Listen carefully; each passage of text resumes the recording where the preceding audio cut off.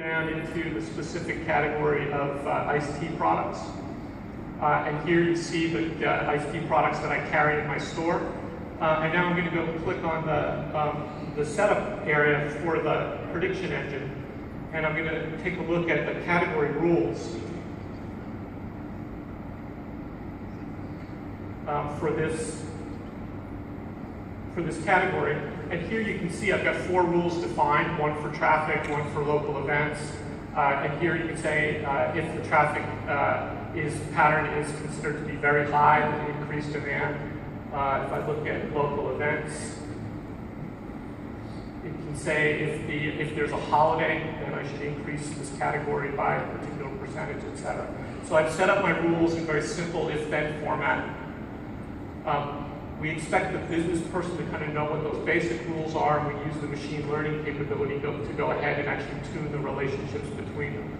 So I'm going to go pick one product, which is raspberry iced tea.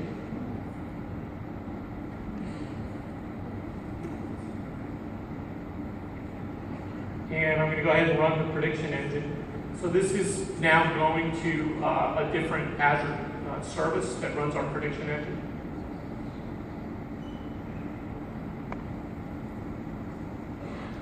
And I'm going to calculate a forecast for raspberry iced tea using the rules that I've defined. And you can see I've got last week's forecast here. And in fact, all 4 rules are shown.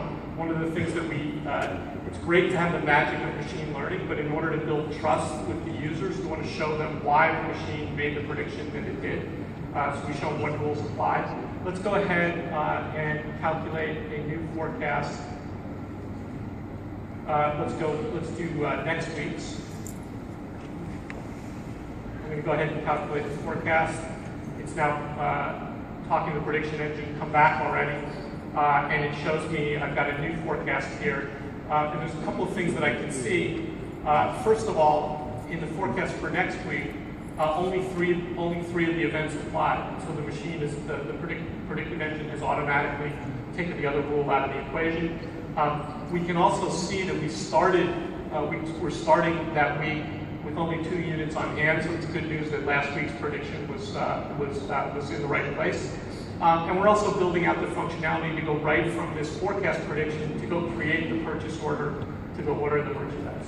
So that's a quick look, a little bit of a sneak peek at the DyaicsAX client, and also working with our machine learning-based demand forecast. Okay.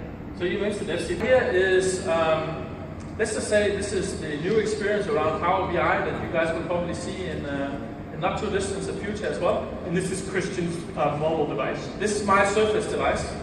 I do carry glasses as well, but when I don't have them, I have this device, so that's good. And you can see that we've actually tracked sales in different parts of the world. And one of the things we are tracking is actually the average of stock out occurrences, because that has a direct impact. That's one of the things we've learned. No, exactly. And since we're in Spain, I actually wanted to go in and look a little bit at Spain here and get some more in-depth data. This is PowerBI on your new service. This is PowerBI running, yeah. And obviously we can see a map of where we have representation and so forth. Now in Spain we have 2 stores. We have a store in Barcelona and one in Madrid. And you can actually see, you can recognize the questions we asked at checkout here. We asked about item availability, customer service, and store appearance. And we can see if we follow those, let me just highlight one here, we can see that the average of item availability was really low here, and then it started going up again. What happened there? So there is a correlation between these things. So let's look at first what happened in Madrid, because we can see over here, here's your stock out occurrences by month, and here's where your revenue sits, right? And we can actually see that as our stock out occurrences dropped, then our revenue started to increase. So there's some good indications there. Now let's look at where that happened. We can look at Madrid first. Madrid has been pretty stable from a sales perspective, so it's not really in Madrid, but we can take a look at Barcelona instead. And there we can clearly see that we managed actually to not run out of stock, and the result was a pretty dramatic increase in sales. So it's obviously interesting to be able to see it like this. But there's some new exciting stuff coming. Could you put those together? Yeah, let's see if we can see that. Let me just do edit report here. And what happens if I take this graph, Just put it up here. And now suddenly we have correlated different graphics. And did I put something wrong there? I probably did. But I can take, let's see, we take some subcategories here. Let's take the item availability and show that from how we optimize these different things. So anyway, this can actually bring your charts together. So as you touch the device, by touch you can basically combine charts and show them in new interesting way. You can automatically pin these things so they become part of your key dashboard. So as you go back, changes. Now you created a new analytics and a new chart, and it will actually add itself to your dashboard here.